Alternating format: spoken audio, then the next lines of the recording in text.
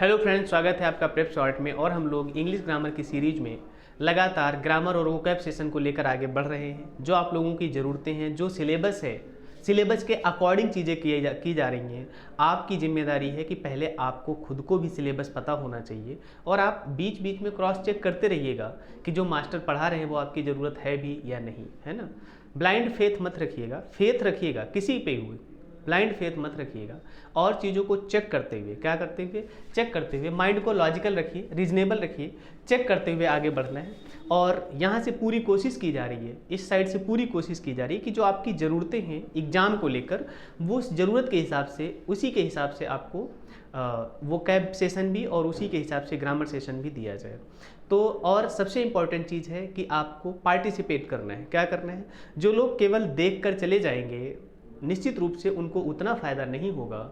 जो लोग पार्टिसिपेट करेंगे, जो आपको होमवर्क दिया जाता है, अगर आप होमवर्क करेंगे, जो आपको वर्ड्स बोले जाते हैं याद करने के लिए, अगर आप वर्ड्स याद करेंगे, अगर आप कॉन्सेप्ट याद करेंगे, उसके बाद प्रैक्टिस करेंगे, तो आपका सेशन बहुत अच्छा हो जाएगा। और आपको लगेगा कि जो आपने टाइम यूटिलाइज किया है, उस टाइम को यूटिलाइज करने का प्रॉफिट भी आपके पास है, रिजल्ट भी आपके पास है। तो इधर से सारी चीज़ें आपको आपके एग्जाम के अकॉर्डिंग दी जा रही हैं। आपको भी सिंसियरली, कैसे सिंसियरली तैयारी करना है। कैसे तैयारी करना है? Sincerely.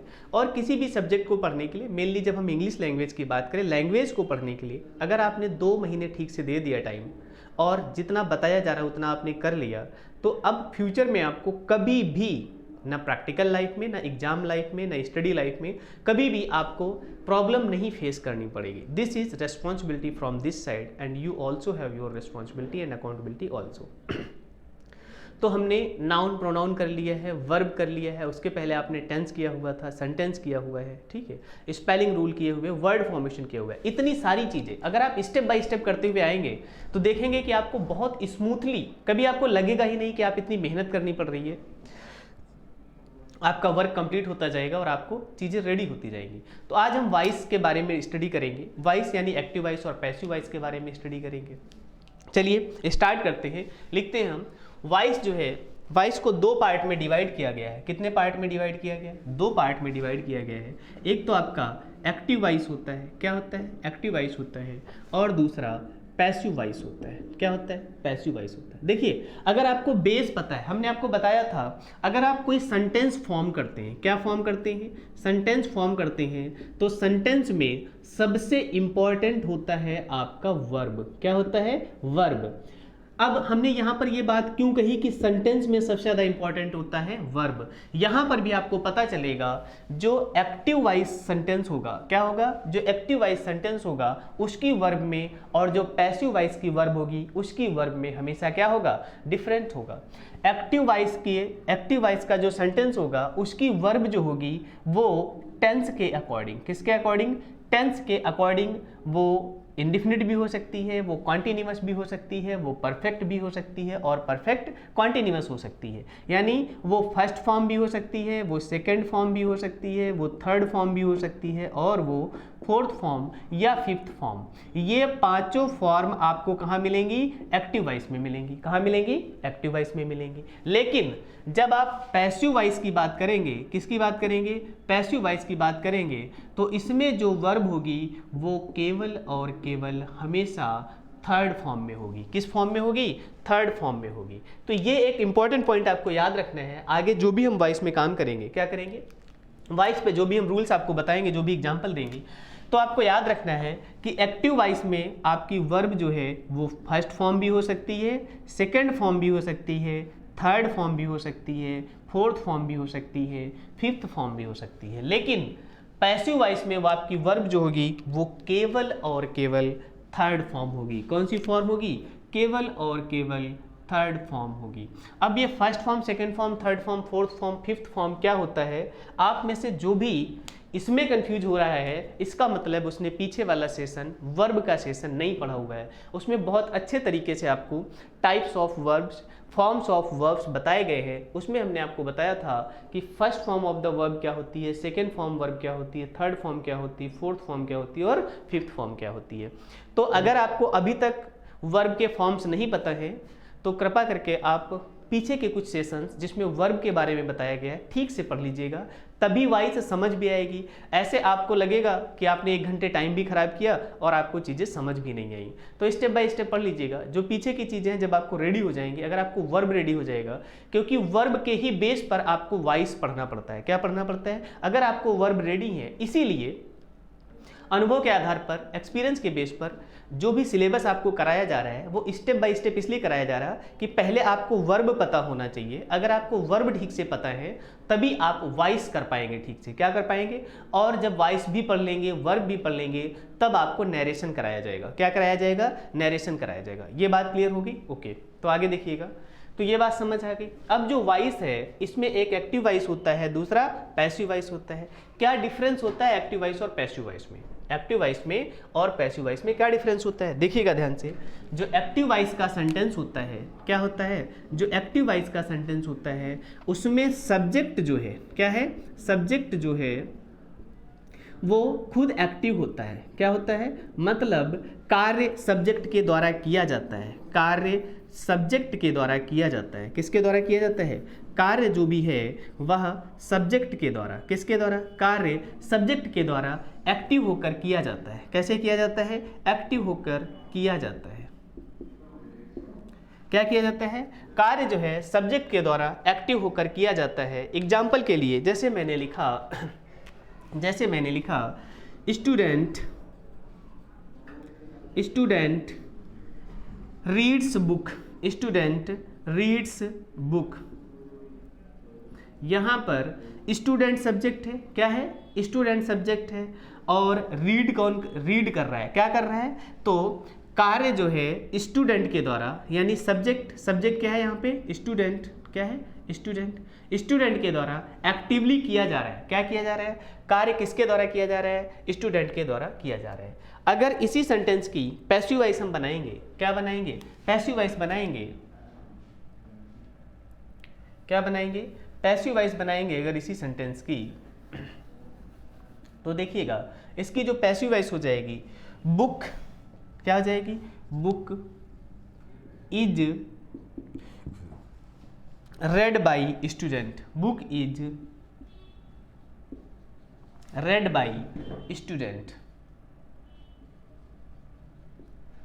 Book is red by student क्या कहा जा रहा है? लेकिन इसमें जो सब्जेक्ट है, अब इस सेंटेंस का सब्जेक्ट जो बुक है, क्या है? बुक है। ये स्वयं काम नहीं कर रहा है। ये स्वयं काम नहीं कर रहा है, इस पर किसी के किए गए कार्य का प्रभाव पड़ रहा है। क्या पड़ रहा है? ये एक बार ध्यान से देखिएगा। स्टूडेंट स्वयं काम कर रहा है। क्या कर रहा है? स्टूडेंट स्वयं काम कर रहा है।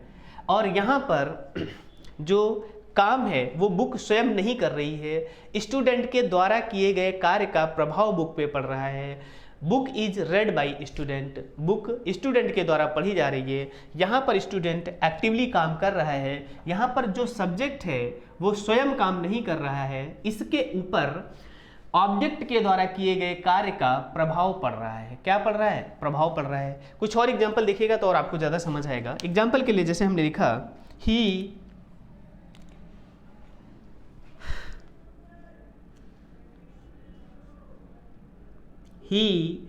loves, she loves,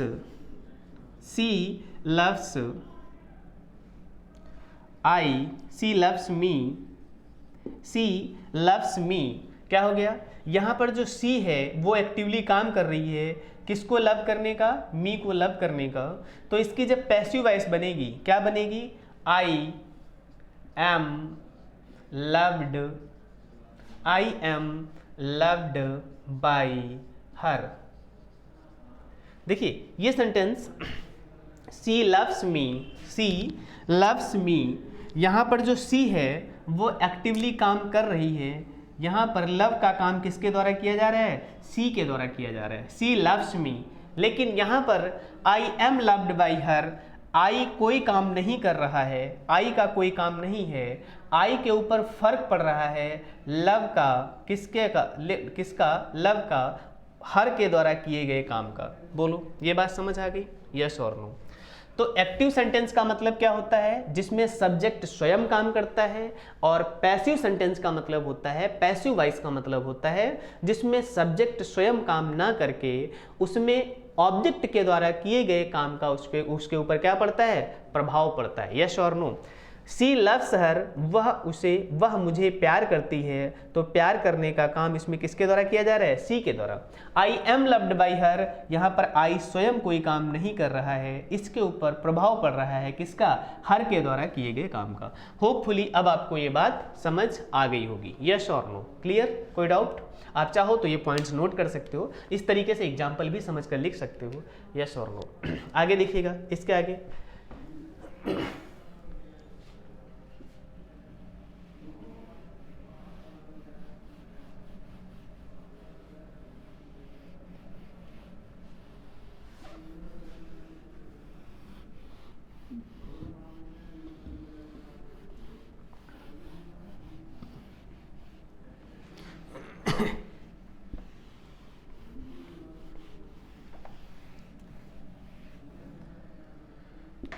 और क्या इंपॉर्टेंट चीज होती है इसमें, जैसे हमने भी एग्जाम्पल लिखा था,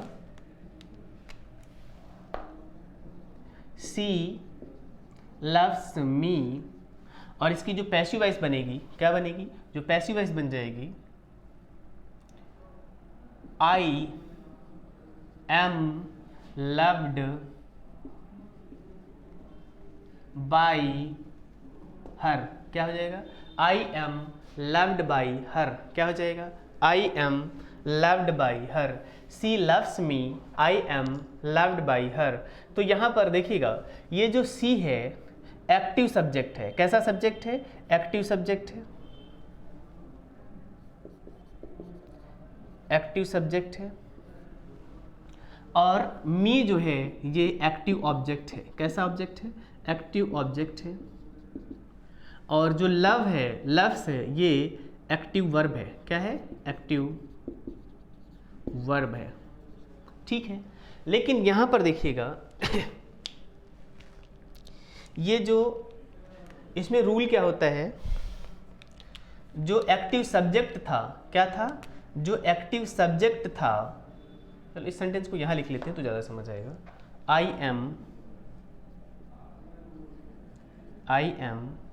loved by her, I am loved by her. तो यहां पर क्या किया गया, ये जो इसका एक्टिव ऑब्जेक्ट था, क्या था, जो एक्टिव ऑब्जेक्ट था इसको क्या बना दिया गया, पैसिव का सब्जेक्ट बना दिया गया। क्या बना दिया गया, पैसिव का सब्जेक्ट बना दिया गया। और जो एक्टिव सब्जेक्ट था, क्या था, जो एक्टिव सब्जेक्ट था, क्या था, एक्टिव सब्जेक्ट था, इसको पैसिव का ऑब्जेक्ट बना दिया गया। क्या बना दिया गया, पैसिव का ऑब्जेक्ट बना दिया गया। ये बात समझ आ गई? देखिएगा, जो एक्टिव का ऑब्जेक्ट था मी, उसका सब्जेक्ट बना दिया गया आई। जो एक्टिव का सब्जेक्ट था उसका ऑब्जेक्ट बना दिया गया हर। इतनी बात क्लियर हो गई? ओके। जो वर्ब थी, क्या थी, लव्स लिखा हुआ था, ये सिंपल प्रेजेंट टेंस है। कौन सा टेंस है, सिंपल प्रेजेंट टेंस है। और अगर आप लोगों को टेंस में प्रॉब्लम हो रही है तो पूरा प्रॉपरली टेंस के सारे पार्ट, क्या, टेंस के सारे पार्ट और उनके भी पॉजिटिव नेगेटिव इंटेरोगेटिव पार्ट्स, सभी तरीके के पार्ट्स करवाए गए हैं। आपका काम है टेंस को ठीक से पढ़ लीजिएगा। क्या करिएगा, टेंस को ठीक से पढ़ लीजिएगा, तभी आपको यहाँ समझ आएगा कि ये जो लव्स है, लव्स के साथ लव्स क्यों लिखा गया, इसमें एस क्यों लगाया गया, ये आपको बात तभी समझ आएगी अगर आपने टेंस ठीक से पढ़ा हुआ है। अगर टेंस नहीं पढ़ा हुआ है तो पहले टेंस पढ़ लीजिएगा, फिर वॉइस पढ़िएगा, ठीक है। अब ये जो लव्ड लिखा हुआ है, क्या लिखा हुआ है, लव्ड लिखा हुआ है, ये वर्ब की थर्ड फॉर्म का यूज किया गया है। किसका यूज किया गया है, वर्ब की थर्ड फॉर्म का यूज किया गया है। और वर्ब और ऑब्जेक्ट के बीच में क्या आएगा, बाई आएगा। क्या आएगा, वर्ब और ऑब्जेक्ट के बीच में क्या आ जाएगा, बाई आ जाएगा। तो देखिएगा, जब भी एक्टिव वॉइस की कंस्ट्रक्शन होगी, क्या होगी, एक्टिव वॉइस का सेंटेंस होगा, तो उसमें सबसे पहले हम क्या लिखेंगे, सब्जेक्ट लिखेंगे। क्या लिखेंगे, फिर वर्ब लिखेंगे। क्या लिखेंगे वर्ब लिखेंगे, और उसके बाद क्या लिखेंगे, ऑब्जेक्ट लिखेंगे। क्या लिखेंगे? ऑब्जेक्ट लिखेंगे, यस और नो। लेकिन जब इसका पैसिव वॉइस बनाएंगे, क्या बनाएंगे? जब इसका पैसिव वॉइस बनाएंगे तो ये जो ऑब्जेक्ट था यही आके यहाँ पर क्या हो जाएगा? सब्जेक्ट हो जाएगा। क्या हो जाएगा? सब्जेक्ट हो जाएगा। उसके बाद ऑक्सिलरी वर्ब आ जाएगा। क्या आ जाएगा? हेल्पिंग वर्ब आ जाएगी। क्या आ जाएगी? हेल्पिंग वर्ब आ जाएगी। उसके बाद मेन वर्ब की थर्ड फॉर्म आ जाएगी। क्या आ जाएगी? और उसके बाद यहाँ पर आ जाएगा ये जो सब्जेक्ट था ये ऑब्जेक्ट बन जाएगा। क्या बन जाएगा? ऑब्जेक्ट बन जाएगा। ये जो सब्जेक्ट था ये क्या बन जाएगा? ऑब्जेक्ट बन जाएगा। क्या बन जाएगा? ऑब्जेक्ट बन जाएगा। लेकिन इसके पहले आ जाएगा क्या? बाई आ जाएगा। क्या आ जाएगा? बाई आ जाएगा। यस और नो। अच्छा यहाँ ऑब्जेक्ट लिखना था, सॉरी। यहाँ क्या आ जाएगा? ऑब्जेक्ट आ जाएगा। इतनी बात क्लियर हो गई? हाँ, इतनी बात ध्यान से समझ लीजिएगा कि जो एक्टिव सेंटेंस होगा उसका सब्जेक्ट जो होगा वो पैसिव वॉइस का ऑब्जेक्ट बन जाएगा, एक्टिव वॉइस का जो ऑब्जेक्ट होगा वो सब्जेक्ट बन जाएगा। अब जब आपको पैसिव वॉइस बनानी है तो ये बस कॉन्स्ट्रक्शन याद रखिएगा कि ऑब्जेक्ट सब्जेक्ट मिल गया, सब्जेक्ट ऑब्जेक्ट बन गया, उसके बाद यहाँ पे ऑक्सिलरी वर्ब आ जाएगी। क्या आ जाएगी? ऑक्सिलरी वर्ब आ जाएगी या हेल्पिंग वर्ब आ जाएगी। क्या आ जाएगी? ऑक्सिलरी वर्ब या हेल्पिंग वर्ब कहेंगे। उसके बाद यहाँ पर क्या आ जाएगा? मेन वर्ब आ जाएगा। क्या आ जाएगा? मेन वर्ब की थर्ड फॉर्म आ जाएगी। और उसके बाद आ जाएगा आपका क्या? बाई। क्या आ जाएगा? बाई आ जाएगा। बोलो क्या आ जाएगा? उसके बाद आ जाएगा बाई, और बाई के बाद आ जाएगा ऑब्जेक्ट। तो बस ये ध्यान रखना है कि पैसिव वॉइस में हमेशा वर्ब की कौन सी फॉर्म का यूज किया जाता है? पैसिव वॉइस में हमेशा वर्ब की थर्ड फॉर्म का प्रयोग किया जाता है। किसका प्रयोग किया जाता है? पैसिव वॉइस में हमेशा वर्ब की थर्ड फॉर्म का प्रयोग किया जाता है। पैसिव वॉइस में हमेशा वर्ब की कौन सा फॉर्म का यूज किया जाता है? थर्ड फॉर्म का प्रयोग किया जाता है। ये बात क्लियर हो गई इतनी? चलिए तो वॉइस पढ़ने के लिए अगर आपको टेंस में प्रॉब्लम है, किस में प्रॉब्लम है? टेंस में प्रॉब्लम है, तो सबसे पहले टेंस का जो सेशन हुआ था उसको आप ठीक से स्टडी कर लीजिएगा, नोट्स बना लीजिएगा। उसमें जो ना समझ आए आप पूछ सकते हैं, डिस्कस कर सकते हैं। उसके बाद ही कोशिश करिए कि वॉइस का पार्ट करते हैं। तो यहाँ तक चीज़ें क्लियर हो गई, अब हम आगे चल रहे हैं। ओके,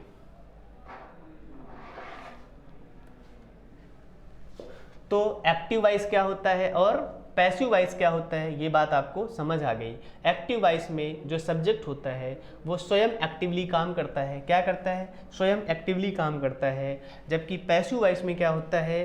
पैसिव वॉइस में सब्जेक्ट स्वयं काम नहीं करता है, किसी ऑब्जेक्ट के द्वारा किए गए काम का उस पर क्या पड़ रहा होता है? असर पड़ रहा होता है। क्या पड़ रहा होता है? प्रभाव पड़ रहा होता है। क्या पड़ रहा होता है? प्रभाव पड़ रहा होता है। समझ गए? ओके।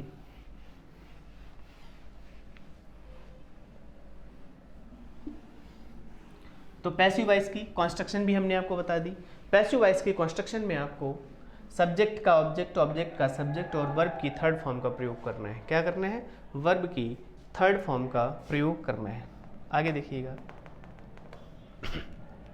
तो अब हम एक एक करके टेंस की पैसिव वॉइस पढ़ेंगे। तो सबसे पहले हम पढ़ेंगे सिंपल प्रेजेंट। क्या पढ़ेंगे? सिंपल प्रेजेंट टेंस पढ़ेंगे। सिंपल प्रेजेंट टेंस क्या पढ़ेंगे? सिंपल प्रेजेंट टेंस की पैसिव वॉइस बनाएंगे। क्या बनाएंगे? सिंपल प्रेजेंट टेंस की पैसिव वॉइस बनाएंगे। तो सिंपल प्रेजेंट टेंस की पैसिव वॉइस बनाने के लिए आपको पहले कंस्ट्रक्शन याद करनी पड़ेगी। क्या करनी पड़ेगी? कंस्ट्रक्शन करनी पड़ेगी। या पहले एग्जाम्पल देखते हैं। क्या देखते हैं? पहले एग्जाम्पल देखते हैं, फिर उसके बाद में देखेंगे। जैसे सिंपल प्रेजेंट टेंस का हमने कोई एग्जाम्पल लिखा, अभी हमने लिखा हुआ था एग्जाम्पल क्या था? सी लव्स मी। क्या लिखा था? सी लव्स मी। अब इसकी जब पैसिव वॉइस बनाएंगे, क्या बनाएंगे? पैसिव वॉइस बनाएंगे तो मी का क्या हो जाएगा? आई के बाद हेल्पिंग वर्ब आ जाएगी इसमें, क्या? एम। और लव्स का वर्ब की थर्ड फॉर्म हो जाएगी लव्ड। लव्ड के बाद बाई आ जाएगा और सी का ऑब्जेक्ट क्या हो जाएगा? हर हो जाएगा। क्या हो जाएगा? सी का ऑब्जेक्ट क्या हो जाएगा? हर हो जाएगा। बोलो तो she loves me, I am loved by her. क्या हो जाएगा? I am loved by her. बोलो। अब ये तो पॉजिटिव सेंटेंस हो गया। क्या हो गया? पॉजिटिव सेंटेंस हो गया। सिंपल प्रेजेंट टेंस में एक चीज़ और रहती है, क्योंकि यहाँ पर सी सिंगुलर है इसलिए लव के साथ क्या लगा हुआ है, एस लगा हुआ है। मान लीजिए ये सेंटेंस कुछ इस तरीके से होता, दे लव मी, दे लव मी, तो यहां पर देखिएगा अब लव के साथ एस नहीं लगा है क्योंकि दे क्या है, प्लूरल है, तो इसकी पैसिव वॉइस क्या बनेगी, आई एम, क्या होगा, आई am loved, I am loved by them, I am loved by them. यहां पर देखिएगा दे के अकॉर्डिंग ये वर्ब चेंज हो गई, लेकिन यहां पर आई के अकॉर्डिंग हेल्पिंग वर्ब लगी है, तो यहां पर भी आई एम था और यहां पर भी क्या है, आई एम है। इस बात से कंफ्यूज नहीं होना है आपको, क्योंकि ये जो वर्ब आती है ये सब्जेक्ट के अकॉर्डिंग आती है। यहां पर दे वर्ब था तो इसलिए इसके साथ क्या आ गया, लव आ गया। लेकिन दोनों ही सिचुएशन में, दोनों ही कंडीशन में यहां ऑब्जेक्ट मी था, ये आई बन गया, क्या बन गया, आई बन गया। यहां पर भी ऑब्जेक्ट मी था और ये सब्जेक्ट क्या बन गया, आई बन गया, तो इसके अकॉर्डिंग क्या आएगा, यहां पर भी एम आया हुआ है, यहां पर भी एम आया हुआ है। जो इसका एक्टिव सेंटेंस है उसमें डिफरेंस है, क्योंकि यहां पर सी सिंगुलर था इसलिए इसके साथ लव्स आया हुआ है, यहां पर दे प्लूरल था इसलिए इसके साथ क्या आया हुआ है, लव आया हुआ है। क्या आया हुआ है, लव आया हुआ है। क्लियर हो गई ये बात, ओके। लाइंस ज़्यादा बन जाती हैं, चलो रफ कर दे रहे, लाइंस ज़्यादा बन जाती हैं, okay.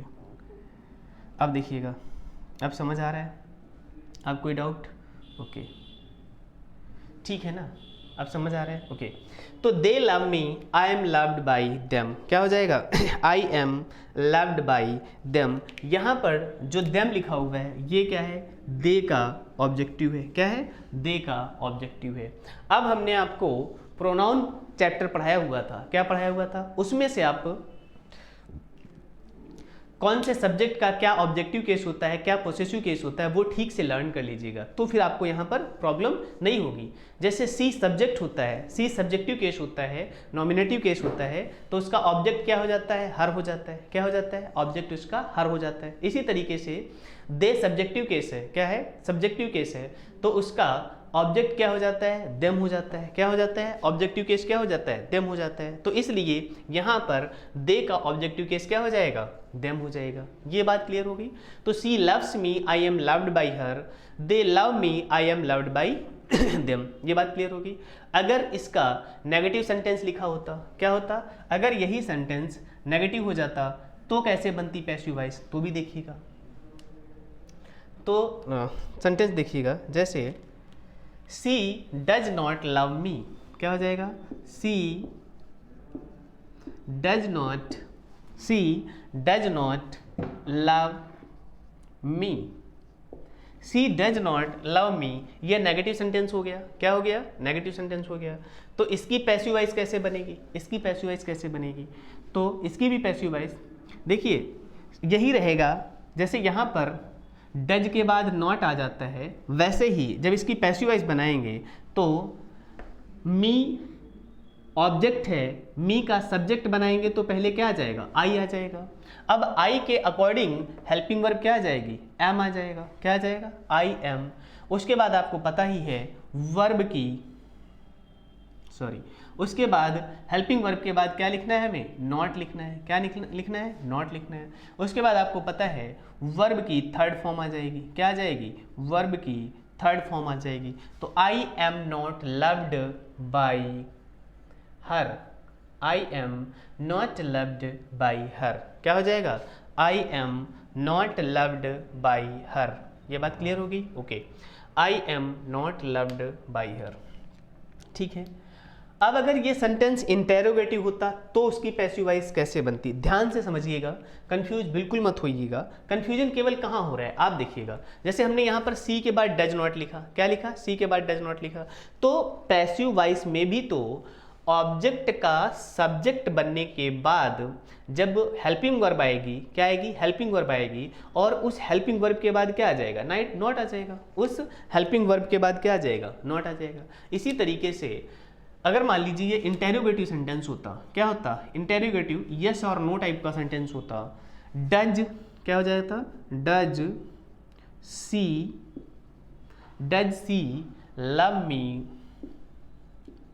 Does she love me, तो अब इसकी पैसिव वॉइस बनाने के लिए क्या करने के लिए, पैसिव वॉइस बनाने के लिए क्या हो जाएगा, यहाँ पे डज पहले आया हुआ है, ये वाला जो सेंटेंस था या जो पॉजिटिव सेंटेंस था, इसका क्या था, पॉजिटिव सेंटेंस था। पॉजिटिव सेंटेंस क्या था, आई एम लव्ड बाई हर, क्या है, आई एम लव्ड बाई हर। तो इसमें जो हेल्पिंग वर्ब है इसको पहले निकाल के रख लीजिएगा। जैसे यहाँ पे डज आया है तो इसकी जब पैसिव वॉइस चेंज करेंगे तो यहाँ पे क्या आ जाएगा, एम आ जाएगा, क्या आ जाएगा। और ये जो सी था, सी की जगह क्या आ जाएगा, मी का आ जाएगा, आई आ जाएगा, एम आई, उसके बाद वर्ब की third form loved by, am I loved,